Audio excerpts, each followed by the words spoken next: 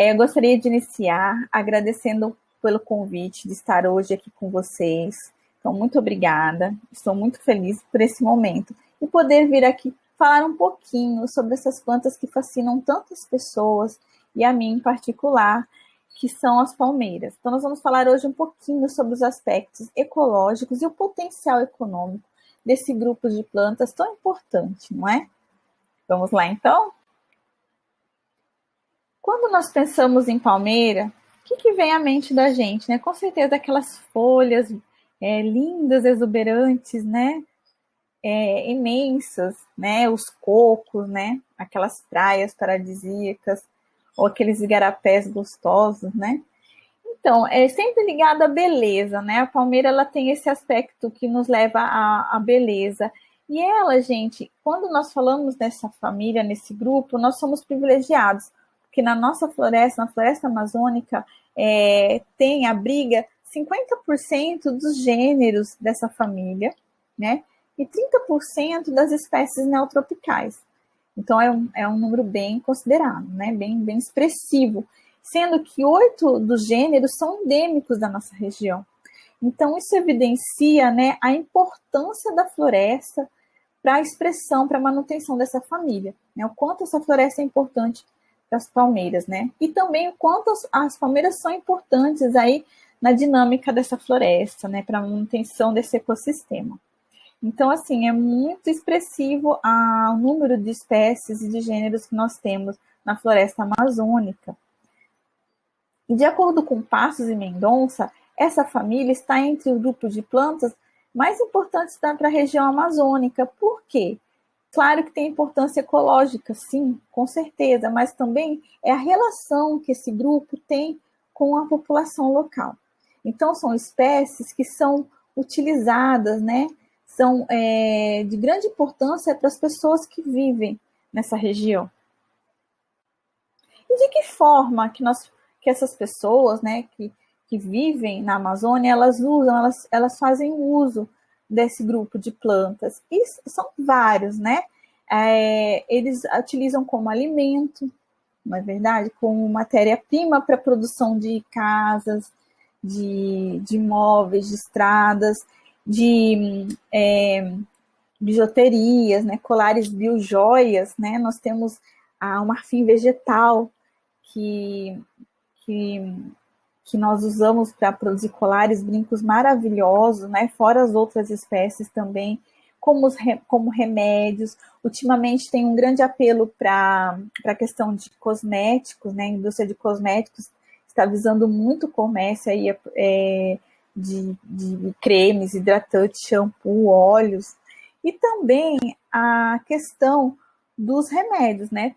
Sempre teve, a população local sempre utilizou-se dessas plantas para obtenção de remédios. Mas o que é mais visado no comércio, né?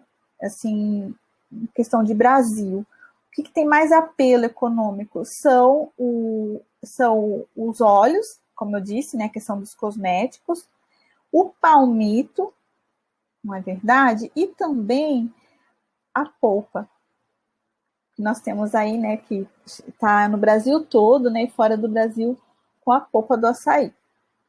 Mas mesmo essas palmeiras tendo tanto esse apelo, né, esse esse potencial econômico tão grande, ainda há pouco conhecimento sobre o potencial de todas as espécies. Nós temos algumas espécies, sim, que são conhecidas e agora estão aumentando, né, aí o conhecimento, saindo da região norte, expandindo para outras regiões do Brasil, mas ainda é muito pouco comparado com o quanto você pode, né, trabalhar essas espécies, tanto no extrativismo como na agrofloresta.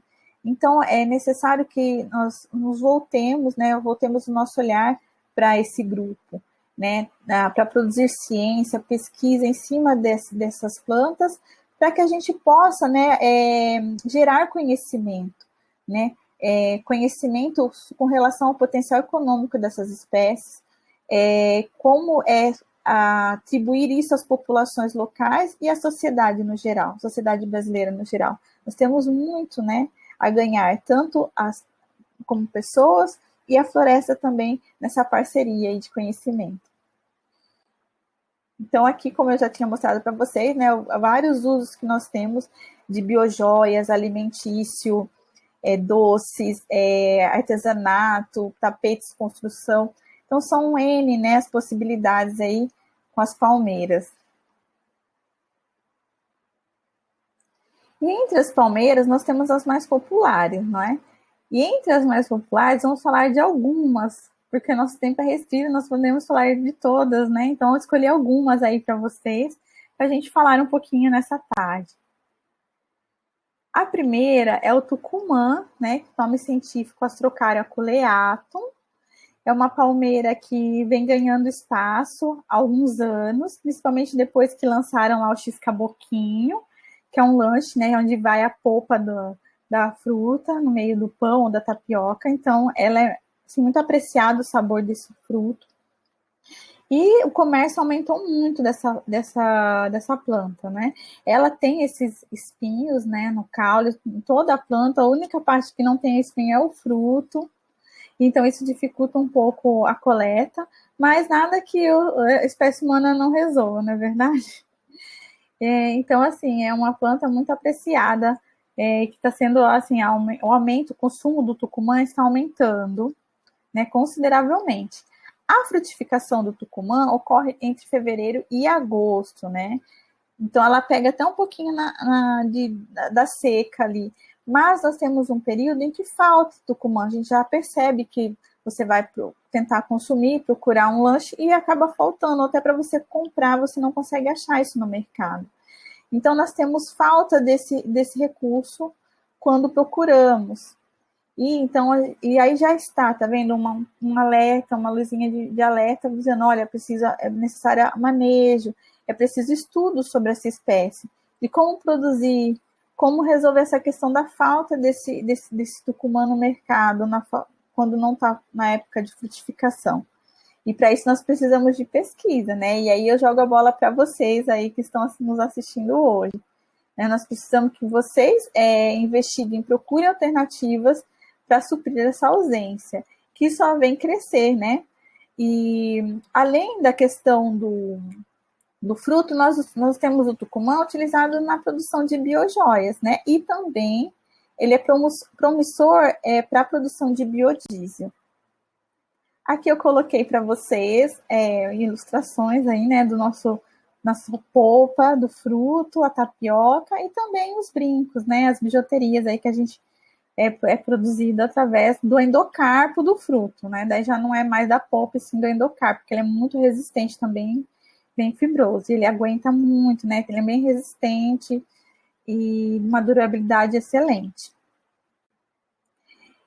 Pensando nessa questão do manejo, de como produzir, nós temos uma questão com os frutos das palmeiras, que é a dormência. Os frutos das palmeiras geralmente apresentam uma dormência, então elas demoram para germinar. Então, nisso a gente tenta, no laboratório, com pesquisas, desenvolver alternativas, processos de quebra de dormência. Né? Então, aí eu coloquei para vocês uma prancha ilustrando Astrocaria ginacanthus e Aculeatum, que são duas espécies de tucumã, de Astrocaria, né? E mostrando a fase de germinação deles, ou a fase de emissão do botão germinativo, a emissão da bainha, da raiz, e esse acompanhamento que é mensurado no laboratório, analisado quanto tempo de uma fase para outra, o que precisa de quantidade de água, iluminação, todas essas informações são importantíssimas para que a gente potencialize a produção, e que a gente não só faça o extrativismo da espécie, mas que a gente também faça o plantio dos indivíduos para aumentar a produção. E tentando, né, resolver a questão da dormência, a gente tenta desenvolver vários procedimentos, protocolos de quebra de dormência. E um deles você tira a polpa, é o despolpamento da fruta, você colocar ela para secar, né, aquele endocarpo, para secar, e depois a quebra, né, com moça, então é quebrado o endocarpo, então é colocado para germinar somente a semente mesmo. Também colocamos essa semente embebida em água, durante um período de 5 a 7 dias, com troca de água. Tudo isso ajuda e acelera a germinação, ao ponto que nós conseguimos a germinação de uma planta que geralmente demoraria 1 ano para germinar, essa planta acaba germinando em 1 mês. Então, é ciência, é pesquisa feita em cima da melhoria da quantidade, da porcentagem de germinação desses indivíduos. O substrato que deve ser utilizado, né, a quantidade de água, tudo isso é muito importante, né? Outra espécie, gente, muito, né, importante e que também é muito comercializada é o buriti, né? O nome científico do buriti é Mauritia flexuosa, e o buriti, ele está sempre ligado a perfil d'água, né? Sempre a questão de água, ele ocupa esses ambientes onde a água é presente, e ele é muito importante também para esses ambientes, para a manutenção desses ambientes, para a manutenção da fauna associada a essa espécie, ao abrigo, à alimentação desses animais.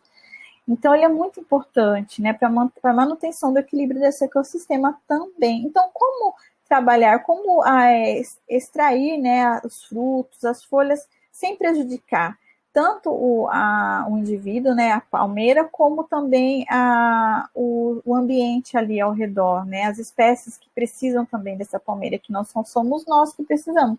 Os animais também precisam se alimentar, né? Então tem que ter todo um manejo pensando nisso, né? Se preocupando com esses aspectos. E quais as partes, né, que nós podemos utilizar do buriti?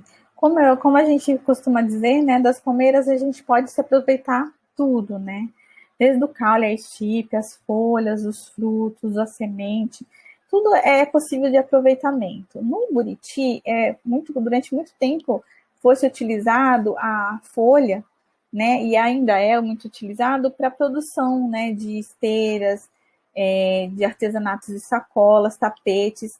E para essa produção é necessário que se tire as folhas jovens desses indivíduos, né? E geralmente, se você não tomar cuidado, a quantia de folhas a ser retirada, você pode danificar o tecido que é responsável pela produção dessas folhas, que é o meristema.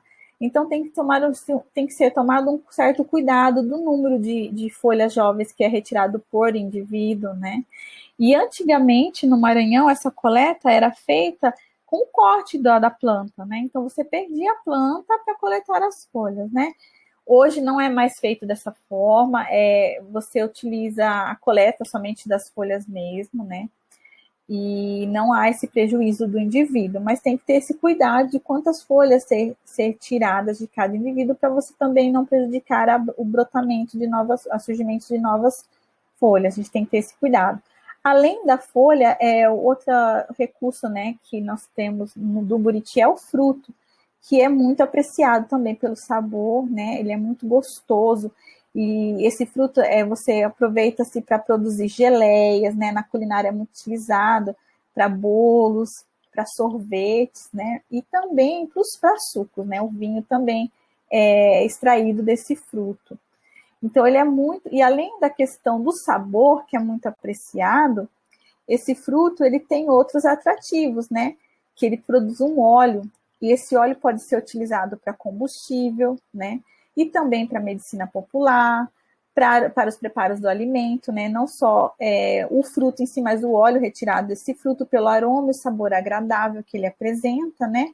E além da constituição dele, os ácidos graxos insaturados, né? Que são muito bons para a saúde. Então, nós temos todos esses fatores favoráveis ao consumo do fruto do buriti. E também, além dos ácidos graxos, né, ele tem um alto teor de carotenoides, de vitamina A e E, né, superando, né, a concentração de alimentos conhecidos tradicionalmente por apresentar vitamina A e E, como a cenoura, a goiaba, a pitanga. Então, tudo isso confere valor a esse fruto, né, valor de mercado, valor de produção em cima desse fruto. E isso chamou a atenção das grandes empresas, né, de cosmético e beleza, que estão investindo no Tucumã. Então, hoje nós temos grandes empresas produzindo, né, cosméticos com extratos aí do Buriti, desculpa, tendo então a utilização desse fruto aí para a produção desses cosméticos, né? Então isso é muito legal. Mas para que a gente tenha essa produção otimizada, aí nós temos que gerar conhecimento de como produzir, né? De aumentar a produção, como investir em plantio de novos indivíduos para que a gente otimize também a produção. E eu volto a enfatizar aquilo que eu disse no início para vocês, e para isso é preciso de pesquisa, né? É muito importante a pesquisa na área, para que a gente consiga adquirir conhecimento sobre o processo de germinação, né, como obter, aumentar aí, quebrar a dormência dessas sementes, não é? Então, o trabalho feito por Fernandes em 2001, ele fez o despolpamento das sementes, né? Ele colocou de molho em água, né? Durante 12 dias em água, assim, ele trocava essa água, né? Não é uma água que fica ali parada, ou era água corrente, ele trocava todo dia, né? Tem essa possibilidade. E depois de 12 dias, colocava-se essas sementes para secar, né? E após a secagem de um dia, ele fazia a semeadura, né? Em areia, a 2 centímetros de profundidade. Ele percebeu que, realizando esse procedimento, ele conseguia a germinação após 24 dias. Né? Então, isso é um número muito bom, né? Visto, como eu falei para vocês, que a maioria das palmeiras elas têm dormência e demoram 8, 9, 10, 12 meses para germinar. Né? Então, 24 dias é um número muito bom. E ali, né, depois de 42 dias, até 95% das sementes germinadas de buriti. Né? Então, olha só como a pesquisa ela é importante. Você, se não tivesse essa informação, você ficaria ali um ano, né? Se você pegasse apenas a semente e colocasse para germinar, você demoraria um ano para ter a germinação dessa semente, sendo que com informações, né, vindas da pesquisa, de procedimento científico, você consegue diminuir esse tempo muito, né? Drasticamente. Isso é muito importante mesmo. Outra informação muito importante é sobre uma comunidade de Parinari, né, na Reserva Nacional de Pacaya, Samíria, né, na Amazônia peruana, onde eles realizam o manejo do buriti. Né, de que forma? Eles usam subdouros, né, para não precisar cortar a planta, como eu disse para vocês, né. Tem comunidades que usam até cadeirinhas, não usam a peconha, usa a cadeirinha para subir na planta, que também facilita muito. E eles realizam o quê? O cultivo de alternado, né, as plantações alternadas, combinadas, usando plantas, né, anuais, como milho, plantas bianuais, como a mandioca, e permanente, como a banana e a amanda, né, formando um sistema de produção agroflorestal. Né? Então, essa combinação, né, entre várias espécies permite que ele tenha a produção o ano todo. Né? Isso é muito legal. E também aqui haja o plantio de novos indivíduos, né? Você não fica só apenas realizando extrativismo. Então, isso é muito legal mesmo. Outra espécie, né, muito importante aí, de ter um apelo comercial muito grande, né, no Brasil, e essa já ganhou o Brasil todo, é o açaí, né? Tem o nome científico aí, Euterpe precatória, né? E o que é usado no açaí? Quando a gente fala de açaí, o que vocês lembram? Ah, eu lembro da polpa, né? Então, essa polpa, ela é extraída do mesocarpo, né? Que é aquela parte comestível que nós utilizamos, nós chamamos de mesocarpo. E é a partir do mesocarpo que é produzido o vinho, né? Que nós apreciamos muito e que ganhou o Brasil todo, aí está ganhando o mundo. Não é verdade? Então, aí eu coloquei para vocês aí a foto, né, da inflorescência do açaí em várias etapas aí, o início dela, quando ela já está abertinha a flor, né? Então, tem várias fases na mesma planta, né? Olha quantas inflorescências que ela lança ao mesmo tempo. E também isso é uma característica muito boa das palmeiras. Geralmente, cada caixa de palmeira chega a ter até 300 frutos, né? Então, ela produz uma quantidade muito grande de frutos. E isso é muito bom. Lançam até 5 inflorescências no ano. Então, isso também é muito bom para a produção, né? Então, na Amazônia, apesar dessas espécies elas serem utilizadas de forma integral, né, aqui, a parte que a gente mais vê falar fora daqui da nossa região é a parte do suco, né, do vinho, do açaí e também do palmito, não é verdade?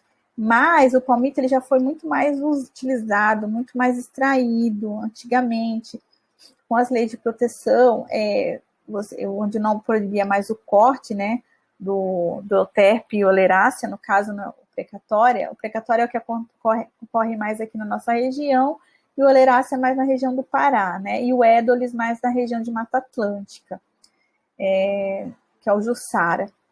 Então, ele não parou-se, né, de utilizar o palmito, né, da extração do palmito, né.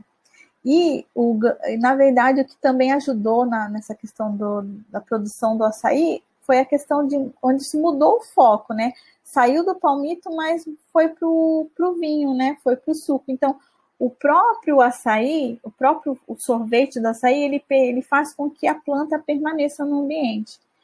Para que haja cuidado, né? Para que se haja produção, uma grande produção, tem que se cuidar, né? Daquele indivíduo. Então, também não se pode tirar tudo. Tem que permitir que novas sementes caiam nesse solo, que novas sementes germinem, novas plantas aconteçam, né? Então, se a gente precisa de açaí, a gente precisa cuidar dos indivíduos que nós temos, nós também precisamos plantar novos indivíduos. Então, isso é muito legal. O foco de mudança em cima dessa planta foi muito importante também para a sua preservação, né? E ela tem, o açaí tem um grande apelo, né, na população devido ao seu valor nutricional, né? E a sua exportação está crescendo, né? Tanto no Brasil como fora do Brasil, né? Ganhando o mercado mundial. Então, isso é muito interessante, muito legal mesmo. Então, aí eu volto para falar para vocês, é preciso que invista em quê? Em produção, em plantio, em manejo, né? Em agrofloresta, para que a gente aumente a nossa produção e para que o açaí tem tudo para ganhar o mundo mesmo, porque ele é muito gostoso, tem assim muito rico, né? Ele é muito assim potencial nutritivo muito grande. Ele é um alimento considerado como um alimento completo, com altos teores de lipídios, fibras, proteínas, minerais, né? Como cálcio, magnésio. Vitamina B1 e E, né? Então, ele é, assim, tem tudo, né? Além dele ser muito gostoso, ele é super nutritivo, não é verdade? E também, né, não podemos nos esquecer que tanto o açaí como as outras espécies têm o potencial como biojoias para artesanato, né? Então, há mais um aspecto importante para a produção, para estimular a produção e o cultivo dessas plantas nas nossas florestas, né? E também nós temos a questão voltada para o período de produção, né? Então, o açaí precatória, a produção de frutos dele é mais no início do ano, no período chuvoso. E o oleracea é mais na época de seca. Então, você pode também fazer essas alternâncias aí e não ficar, né, sem o produto. Então, tem essa questão das épocas de frutificação, né, e de floração, que são também muito importantes, e é preciso que a gente tenha um olhar para esses períodos também. Agora, nós temos uma outra palmeira aí, muito apreciada, não é? Eu sei com certeza, a pupunha, né, a Bactris gazips. Sendo que no norte ele faz um consumo que é o do fruto, né, da polpa ali cozida, né, a gente come a fruta no café da manhã, também aí várias comidinhas, eu também já fiz até um estrogonofe aí de pupunha, que é uma delícia, mas que saindo do norte não tem muito esse consumo da fruta, né, a parte mais assim, visada do açaí, vamos dizer assim, no Brasil está sendo o palmito, né? Então, assim, além do palmito, que o pessoal está investindo muito em pesquisas voltadas para o aumento da produção do palmito, do sabor, né,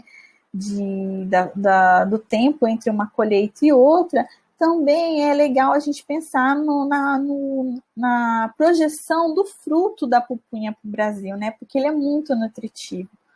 Então, é algum tesouro que nós temos aqui no norte que nós temos que espalhar para o resto do Brasil também, não pode ficar só no palmito, não é verdade?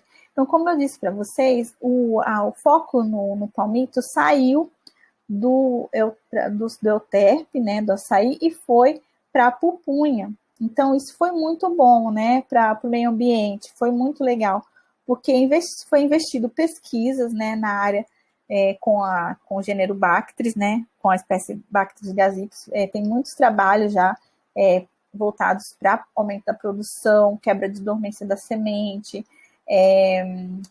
e o sabor também desse palmito menos fibroso. Então, isso foi muito legal. E ajudou a questão da predação e do problemática com o açaí, né? Que ele é uma planta, vamos dizer assim, mais sensível. O que traz quais são as vantagens aí da pupunha, né? Ele é muito precoce, então ele em 15 meses, aproximadamente, aí 15 meses já consegue ter o palmito da pupunha, né? Sendo que do euterpe você demora de 8 até 4 anos para colher o palmito. Então, assim, ele é muito rápido a produção, né? Também ele perfilha, né, bastante, então você consegue de um indivíduo ter vários perfilhamentos aí, conseguir, né, uma quantidade maior de palmito também. Ele é rústico, né? Então ele aguenta, ele se mantém tanto in natura como em conserva, ele tem uma durabilidade maior, né?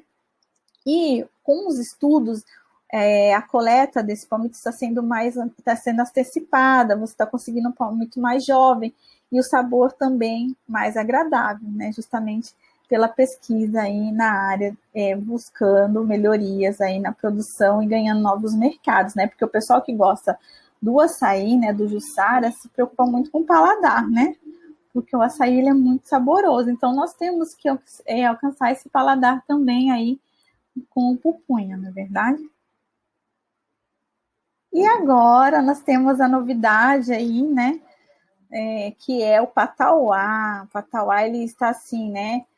A todo vapor por conta do óleo, né? Que tem uma qualidade excelente. Ele é uma planta, né? Que ocorre nas margens do rio, em áreas de terra firme também, né? Sua frutificação vai de dezembro até, dependendo da região, vai até setembro, então é um período grande, né? De produção de frutos. E nós temos grandes empresas aí, né, voltadas para obtenção aí do óleo do patauá, né, e já desenvolveram técnicas para a conservação desse óleo, desde a extração até o processamento. Então, para que não se perca a qualidade desse óleo. Ali faltou óleo de oliva, faltou um azinho no slide, mas tem problema não. Então, é óleo riquíssimo em ácidos graxos insaturados, né? Óleo oleico. Então, assim, é de ótima, excelente qualidade. E sempre, né, tem essa cultura de ser utilizado, né, para o cabelo, para queda de cabelo. Então, as comunidades já fazem o uso desse óleo há muito tempo, para a questão medicinal, bronquite, asma, né? Então, não só a parte de cosmético, mas a parte também medicinal dessa espécie, é muito importante. Então, eu trouxe para vocês essas 5 palmeiras, né? Nós temos o patauá também, mas nós temos a abacaba, que é do mesmo gênero também, que é muito utilizada, mas ela ficou de fora. Mas nós também utilizamos muito, né? Para mostrar um pouco da diversidade, da riqueza dessas espécies, né? E que, assim, nós temos um potencial enorme na nossa floresta, e ele deve ser trabalhado, deve ser pesquisado, investigado de forma sustentável, né? Nós temos um potencial enorme aí, não é verdade? E sendo que a cadeia dessas espécies, né, produtiva dessa espécie, ainda está muito, assim, na nossa comunidade, né, fechada para a nossa produção de forma artesanal, né, e abastecida pelo extrativismo, né? Então é preciso que a gente consiga produzir alternativas, né, para aumentar essa produtividade, né, para que elas possam ser cultivadas também, só não baseada no extrativismo somente, né? Também em vista em produção, em plantio, em cuidado, não é? Com esses indivíduos aí para que a gente possa crescer.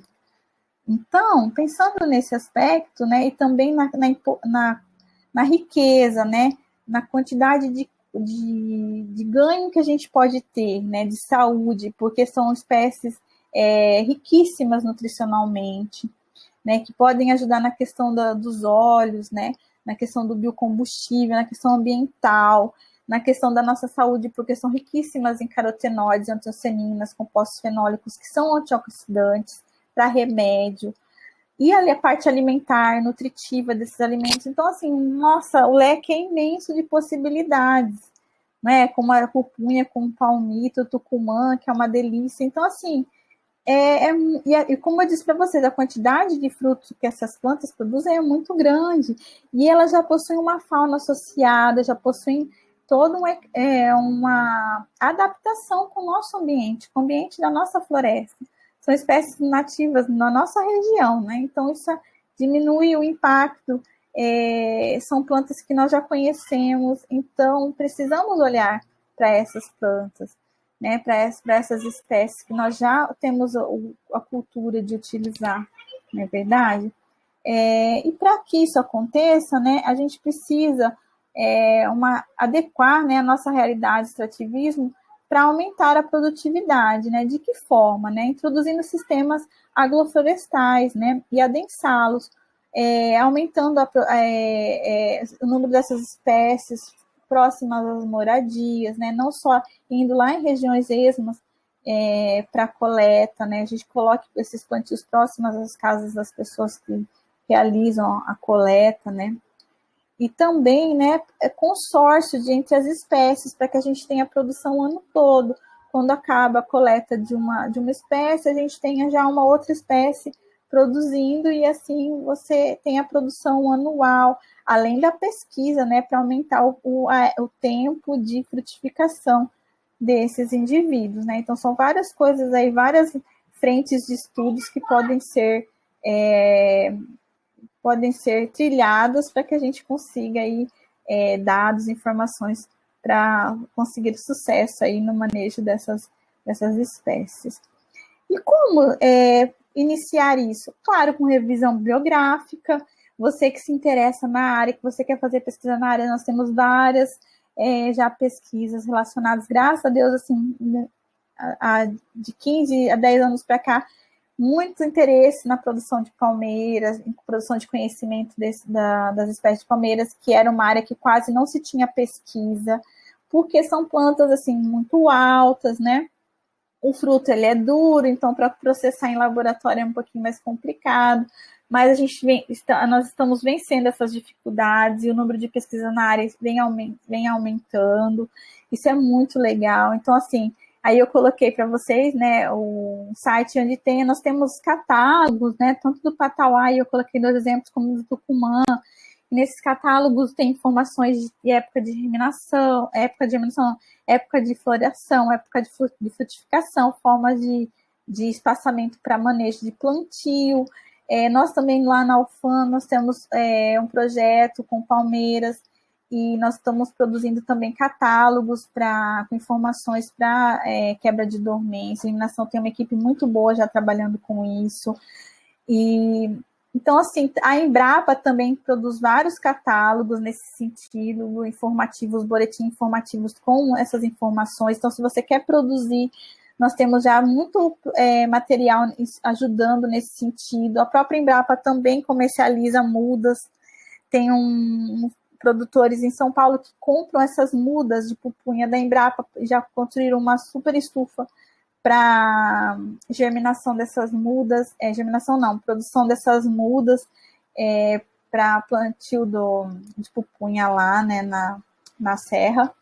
Então, assim, nós temos já uma base, isso é muito legal, isso ajuda muito, vocês não estão partindo do zero, já tem uma equipe muito grande, né, de pesquisadores trabalhando com esse grupo esse grupo de plantas, né, que são as palmeiras, que tem um potencial enorme no nosso Brasil, e nós temos um campo muito vasto de crescimento aí, e eu acho que nós só temos que investir, né, e nos especializar, estudar bastante. Então é necessário um esforço de pesquisa, né, geração de conhecimento nesse sentido, para viabilizar o manejo dessas populações, e, claro, com muito respeito à natureza, buscando sempre o menor impacto e cuidando do que é nosso, porque a floresta amazônica ela é rica, né, e deve ser preservada.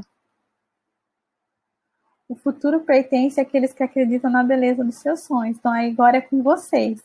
Qualquer dúvida, eu estou à disposição. Eu coloquei aqui algumas referências que eu utilizei na apresentação. E precisando, é só entrar em contato comigo. Aí está meu e-mail. E eu fico à disposição de vocês para perguntas e dúvidas. Eu agradeço ao convite novamente e muito obrigada.